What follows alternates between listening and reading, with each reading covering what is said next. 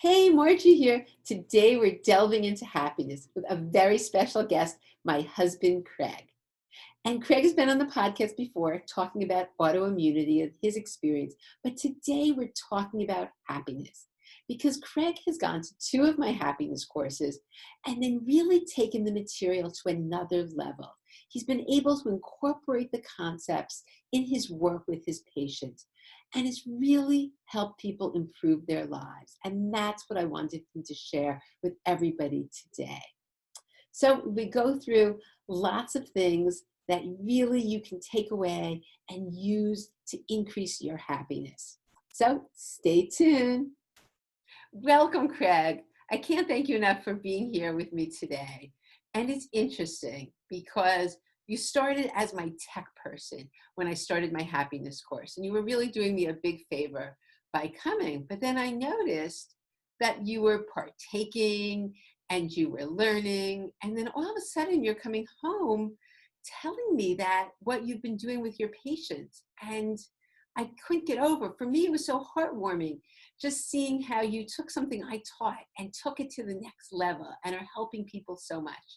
And so that's why when we talked about this coming on the podcast, I really wanted you to share some of the lessons that you've been helping patients with, because it's a tough time now with COVID. And I think there's a lot that you bring to the table and that you can share with our audience. So thank you so much. And I'm going to ask you the first question. How does happiness really play out in your daily interactions with all the people you work with as an OBGYN? I think the first thing is that every time I go into a room with a patient, it's a whole different universe. Is coming in with a lifetime of experiences and obviously experiences at that moment in time.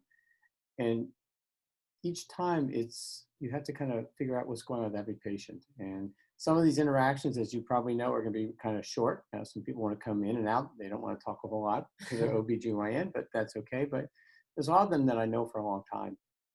And some I don't know for a long time. And it's a matter of just feeling out the circumstances of the individual at that point in time. And so I have to decide during those conversations I'm having with the patients, what really needs to be done during that visit. Is it just purely a visit for physical evaluation, for a problem? They're just there for a routine visit. And there's sometimes what you start off thinking is going to be the type of visit you have, absolutely, it unfolds in a totally different way. And I know that the information I've gleaned from your classes has really been helpful. I had a lot of tools I thought of my own. I have a pretty good way to talk to people, but sometimes you just really can't help people and give them direction. A kind word is nice, but sometimes they just don't feel that that's enough. They would like a little bit more hint or a little direction or a little more insight in just the way they are.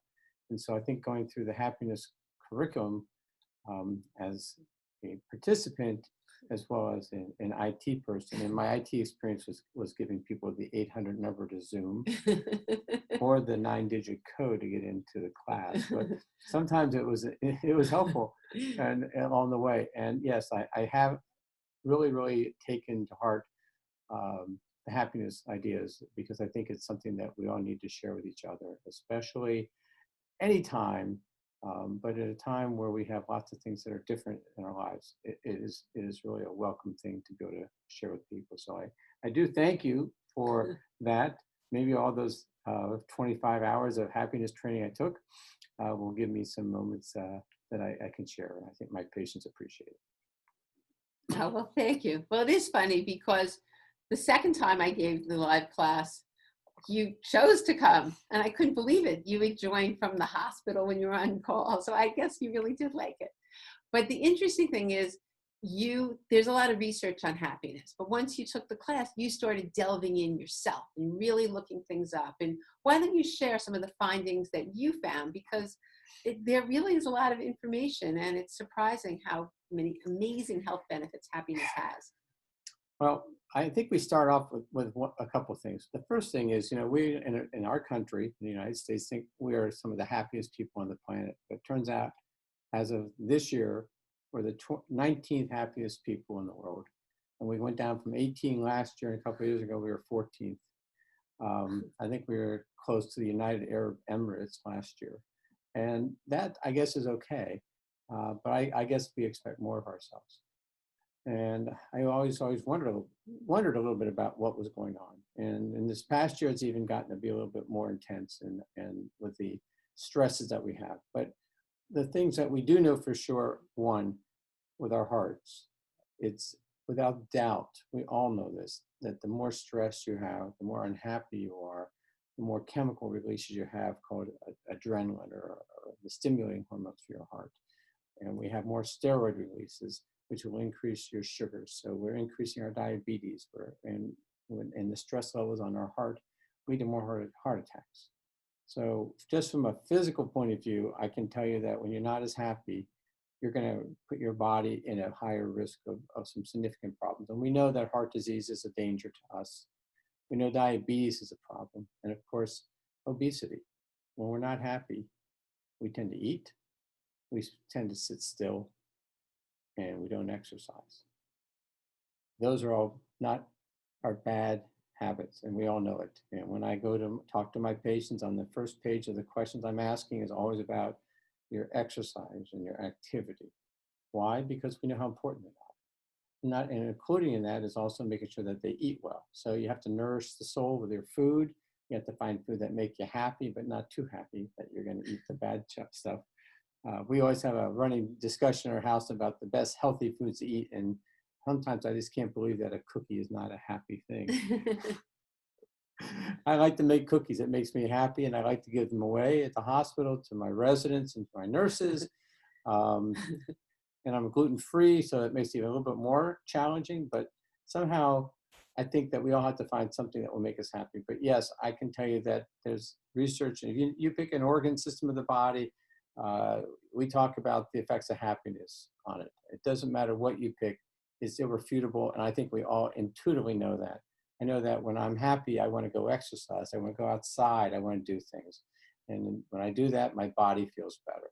So for all of you who are sitting here watching this right now, I hope you go outside on your phone and listen to this while you take a nice long walk. Thank you.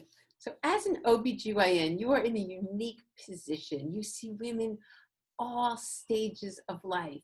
And there's different tools that you use that you've learned from the class during these different stages. So why don't you share what you found to be most helpful at these different times of life? Well, I'm going to talk kind of by age a little bit, because I found that different ages, there's different things that kind of come up in our conversations more commonly. And again, I have the privilege of delivering babies, and that is an honor. It's also a stress for me, of course, and for the people I'm working with. But we're not going to talk directly about that first few years of life, because that's a whole different level of discussion. But we're going to talk a little bit more about my first kind of population, those 35 to 40-year-old women. And I think we all know who they are. They've had, usually by 2 kids. They work in their home and they work out of their homes. And they're busy. And I remember I'd see them all the time. They come in the office and I'm talking to them, and I've known them, I've known them since they've had kids. And how are you doing? I'm fine. And you can just kind of hear that little drop in the voice, the little bit of the body language that they're just holding back a little bit. And when you've seen them at a point of happiness and you see them at these kind of points, I kind of say, okay, how's things going? Fine. And how's the kids? Oh, the kids are great. Your husband's great. And all of a sudden I said, so what are you doing for yourself? And there's this quiet. And I said, well, do you find any time for yourself? And some of them will just say no, and others will just sit there, and then you start to see the eyes well up. Oh. It's kind of sad. Well, I've told you some of these stories. And you start to talk, because our whole life is not necessarily meant to be donated to your kids' happiness exclusively. Sometimes you have to ask about, are you happy? Do you have those few moments to yourself? And it's a teary thing. And so once we start that discussion, then I can have a frank interplay, I guess, and discuss with our patients. And so we had talked to them about, what's going on in their lives and the stresses. And so we talked about these automatic negative thoughts, the ants, which I love that one, because it's so true that my patients, this group of women, they have lots of thoughts. And I think what Margie's taught me, there's about 60 to 80,000 thoughts every day that we have. And about 80% of those thoughts are actually negative, which is astounding.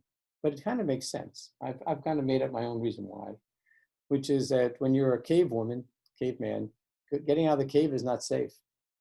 You look around, there's big dinosaurs, Tyrannosaurus, so you'd be a nice little tasty treat for them. You're out there quietly sneaking around, hoping you don't run into any animals because you know that you're not going to make it back to your cave. And so you should be nervous. You should be worried about everything around you, assuming something's going to happen. And I think we program ourselves to expect negative and bad things to happen. So I usually start off with that kind of part of the discussion. And then I ask them, can they identify to me 4 to 6 things that they always are thinking about that are negative? And most people can say, yeah, most of my thoughts revolve around a few themes. And they may be things like spouses, hopefully not, in-laws, hopefully not, your neighbors, your house, your finances, your work, your boss, your teachers, you name it. These are things that are there all the time, and even the lack of time. You can't always change these things. These are just the living, everyday life activities. And so the question then I ask them is, well, why do you have to sit there and get stressed and upset every time you experience this stress? And they're like, yeah, I guess that's an issue. And so then I'll ask them another question, which is, tell me, if you went down the street every day to get some nice coffee at your favorite local coffee shop, and it was great, you love coffee. Then one day there's some large person sitting out front and you walk by, they say good morning and they slug you in the stomach. And you're like, oh my God, what was that? You just said, I guess it was weird. You got your coffee, you go out. Next day you're walking down again, you see the same person, you feel, well, maybe it was just a fluke. They slug you again in the stomach. Got your coffee, and then the third day you're walking down the street, the question is, are you going to walk by them again? Are you going to get slugged again? And my patients say, well, of course I'm not doing that. And I say, so why are you getting slugged in the stomach again every day with the same things that cause you to have negative thoughts? And I ask them to try to define what those are and to look at them and see if there's a way that they can keep them outside. I explain to them, this is the Margie stuff, where there's a home. Where I live is where I'm happy. That's what I want to keep. This is my space inside. This is me. I don't let anything enter here. Now I can put up a nice fence out here. You're welcome to plant all your miseries outside there. And yeah, I'll see it's there. I know it's there still. I know my boss is bugging me. I know that there's this problem or finance, or my neighbor's going to cut the grass at 6:30 in the morning. My neighbors usually don't do that, by the way. But you can't control those things. And so you have to sit there and ask yourself what you can do. And so that, when people, you frame it in a different way, I found patients are like, look back and they like, okay, I've got something. I got something I can walk away from this visit with and see how I'm doing. And that's all you can ask. I can't ask them to throw away all those things and everything else in life. And I also tell them it's okay if it doesn't work all the time, but at least making an effort to try. I think that's really important. And I think we also recognize there are times when there's other things that come into your day in your life that you're going to have stress with, but those are not recurring. So to me, if you can just sit there and ask yourself about those things, what you can do. And that's what I kind of work with on my 30 to 40-year-old kind of patient population. A couple of things that I just want to add to that. So first of all, 95% of our thoughts are repetitive. So you're so right. It's that same thought that's going on and on and on. And we are wired. That's the exact reason, because we have to pay more attention to the tiger lurking than we did someone giving us a compliment. But they found that happier people have it really pay more attention to the happier things, because we end up, what we put our attention on grows. So if we're trying to rewire this, which we can, then we want to keep doing, paying more attention to the positive and the good and being aware. I think most of us aren't aware. People just go through their life with all this negativity and it's swarming them, and people don't even realize that's what they're living in. So I think that that's something important. And I think also 2 people can have the same experience, like you're saying, and it's how you react to it that matters. So it's the event. This is something that Jack Canfield talked about. The event plus the response equals the outcome.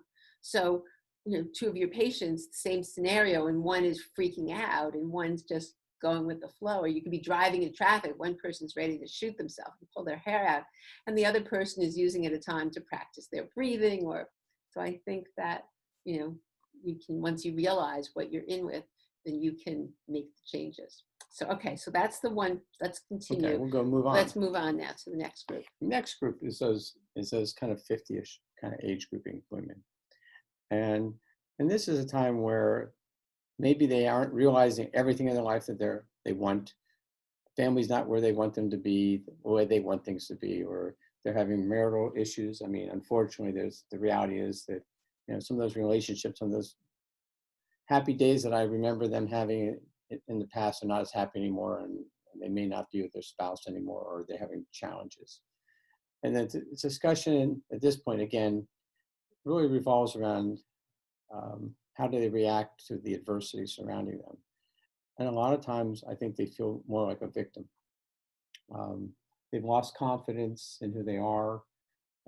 They're trying to have others tell them who they are, and they seek that kind of, I don't even call it love anymore. It's just a respect from others. And that's not where it comes from. It really comes from inside. And that's one of the things I start to talk to them about. Because as I say, when you know people a little bit, you know the good that's inside of them. And sometimes it's helpful for someone else just to help them to recognize that. And also to kind of let them know that the choices of who they are and how they see themselves when they go and they look in the mirror is their choice. It's not somebody else's choice. No one can define who you are.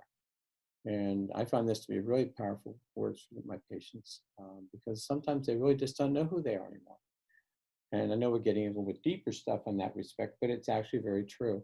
So I will give them an exercise. I don't even think Margie gave me this one, or maybe she did once. You go in front of the mirror in the morning. I hate looking in the mirror because I keep thinking, if I say nice things, my hair will grow back.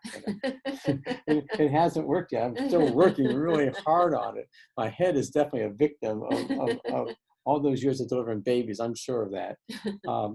And it asks them to say 3 nice things about themselves, or 3 things they like about themselves. And I don't care what those things are. They could say, I have nice teeth, I smile nice, I have pretty eyes. I don't really care what they are, but say 3 nice things about yourself every day. And talk and think about that. Think about who you are. Think about what you want to be. And take charge of your day, take charge of your week, and take charge of your life. So that's what I mean about being a victor under the circumstances and not being a victim. And again, that I think is very, very powerful for my patients. And I do get follow-ups from my patients, by the way. It's not that I don't see them ever again. And sometimes they may actually, they come back again and months later, and I can't remember the entirety of a conversation, and they'll say, thank you. And I'll say, well, what did I do? I figured I did something wrong, because that's how it's a husband type. We think we're the bad guys like that, our negative thoughts.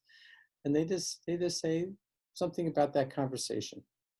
And it does make me happy. And I go home and I share those thoughts. And that's how we got stuck. Well, not stuck. That's how I kind of got lured into having these conversations, because Margie thought it was a good conversation and something that we should all recognize. Well, it actually made me feel good that you've taken, yes, that was sort of an exercise that I give people. We write good things about them, and I then have them every day do different things so they don't keep repeating the same 3. So by the end of a month, think of that, you have 90, I have them write it down actually, but I love the mirror. I think that's wonderful too. But I wanted to just say something about the victor and victim to the people listening. This is such an important point, because and I think that's why there's so much unhappiness, because a lot of us live in victimhood. Oh, poor me, or in the 3 ways, how do you know if you're in victimhood? Blame, shame, and complain. Those are the 3 ways. I forgot those. If you forgot those? No, I forgot to mention them. Yeah. If you're doing that, that's being a victim. And so sometimes it's just a switch. Like when you catch yourself doing that, you just, because that just leads to unhappiness. But if you stop instead of, and you could just go on in that victim mode, but stop and look at solutions. Well, what can I do? What can I do to become a victor in the situation instead of a victim? And that's how people develop the resiliency and really can get through things when they make that mind switch, that mind shift. So, okay, so now do you have another group of people? I have one more group we'll talk about, yeah. Before, I think, which is now we're working those patients who are kind of hitting the 60s and above. where things are changing once again.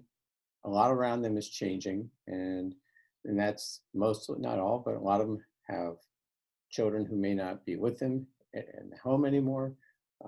Life is kind of moving around and changing, and they are having to redefine who they might be in the relationship to their older children and families and stuff like that. And there's also a sense of becoming more isolated or alone. Um, and I think we all know that one of the things that makes us happy is family and community.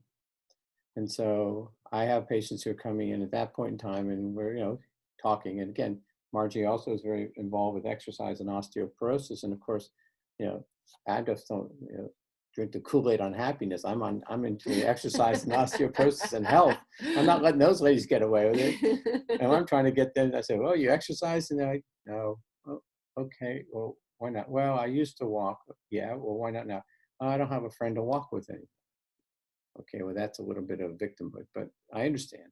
So you have to kind of sit there and talk a little bit about, getting them moving again, because that's on the list. What about family and those kind of things? Well, they're not around as much or things.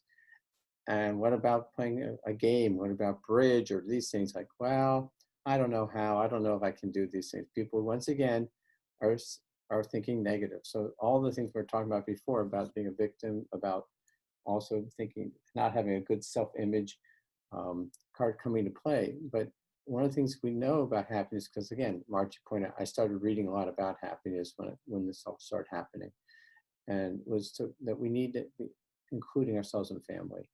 Um, it's important to reach back out to your family, to be with your children, your grandchildren, those kind of things, to be inclusive with those people. And if not a family, a community.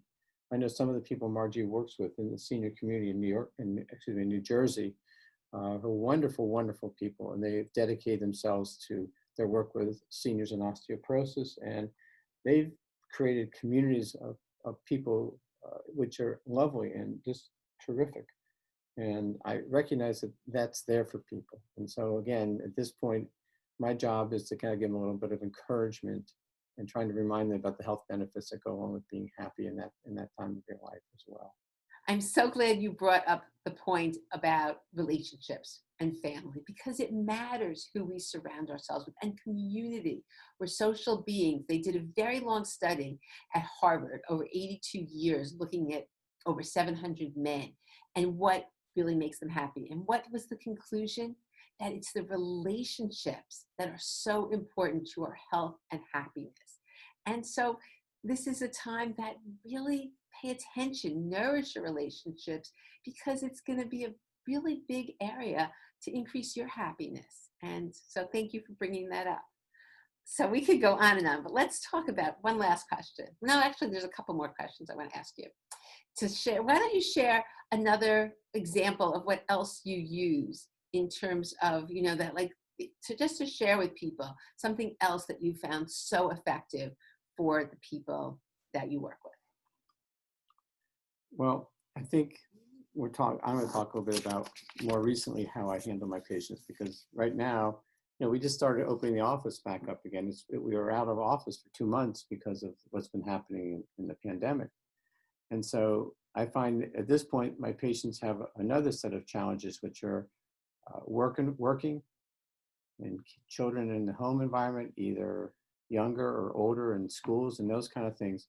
And there's an awful lot of us together time that's going on, and a lot of strain and stresses that go with that. And of course, everything we already talked about and a whole bunch of other things are really part of that equation, to how to create a home environment that is almost kind of it's a sanctuary for you. Remember, I just talked about fences. Well, right now it's so important to keep that inner core safe and happy.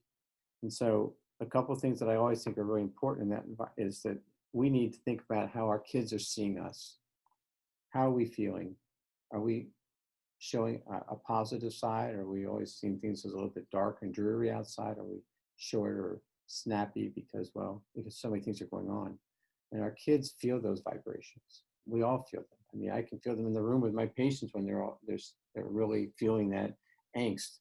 And so that becomes part of a conversation that I also have been engaging them in, because not only do I reassure them that so the things that we're doing right now to help combat this virus are worthy of our time, are worthy of our attention, and honestly are the only way we're going to get through this stuff. But I also want to start talking to them about how they can create a day that they all can get through and a night that they're happy with. And I think that goes to the core of discussions of what makes the children happy, first of all. And I did this research too. I was very curious about, well, how do you as a parent make kids happy, especially in a time where things are challenging? And so the number one thing I asked my parents, I said, what's the number one thing that will make your kids happy? And they'll say, oh, candy, ice cream, food, going to out. The answer is sleep. Sleep's number one.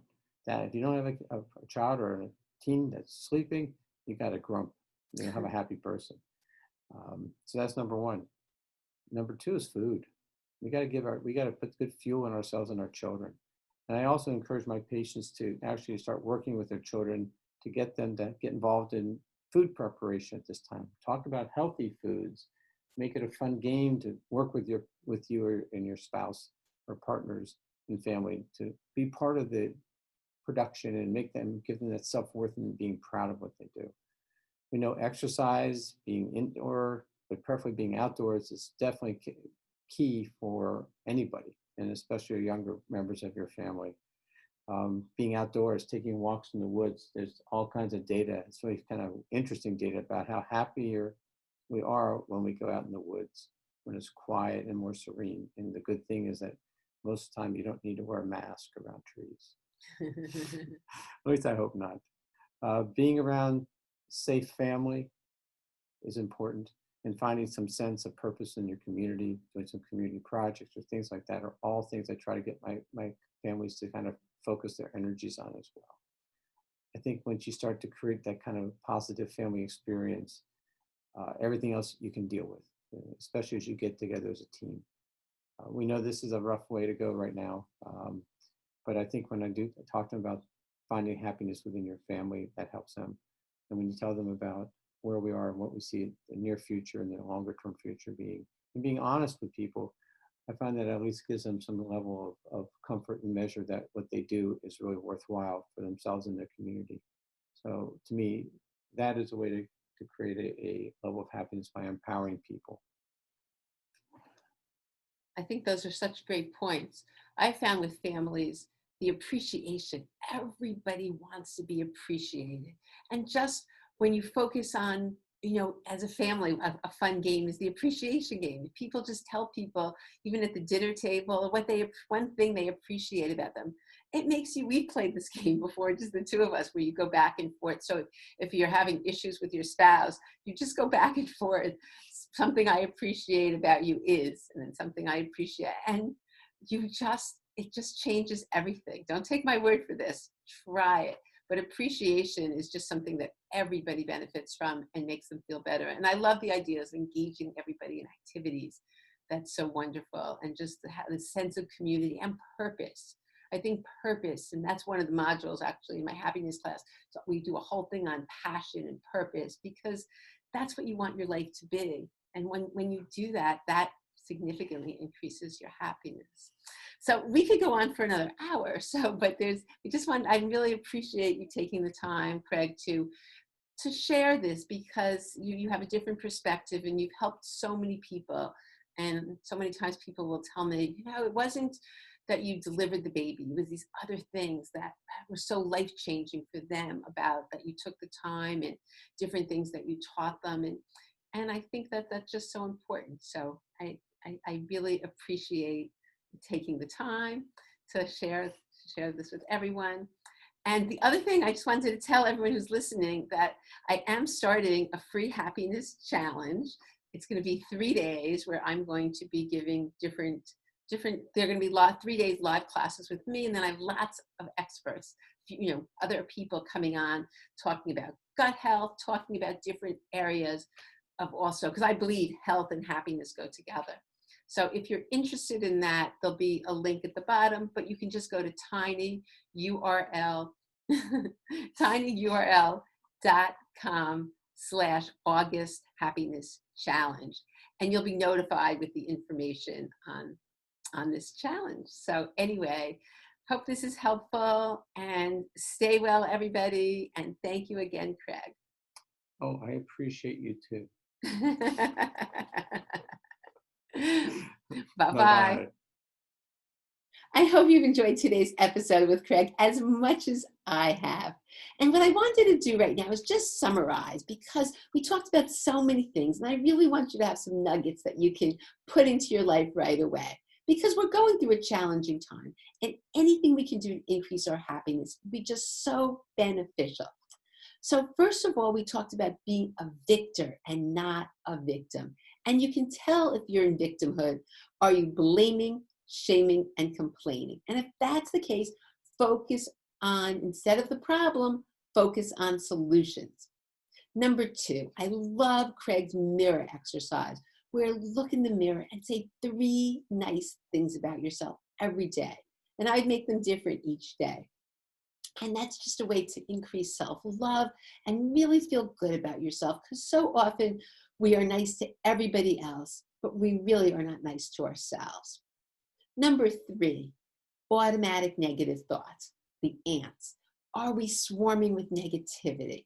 And if that's the case, what I would suggest, we didn't really talk about this, but instead of letting it really envelop you, what you can do is when you get these negative thoughts, question them, but also then counteract it with 3 true but positive thoughts. And number 4, relationships. Relationships are so important for our health and for our happiness. So really look at your relationships and cultivate them, nourish them. I love what Craig said about doing things together as a family. And whether it's a family or whether it's a community or whether it's a group online right now, whatever it is, your relationships are very, very important. And something you can do is utilize appreciation. When you appreciate someone else and they appreciate you, that just does wonders for any relationship. So I hope this is helpful. There's so much more about happiness that you can learn, and I would love you to join my free happiness challenge that's starting August 24th, 25th, 26th. And if you're listening to the replay way after it's happened, it will be recorded, that you can always get the recording. But please join me, so you can just go to tinyurl.com/August Happiness Challenge, sign up, and then you'll get all the information about the challenge. So goodbye for now, and I look forward to seeing you on the next episode.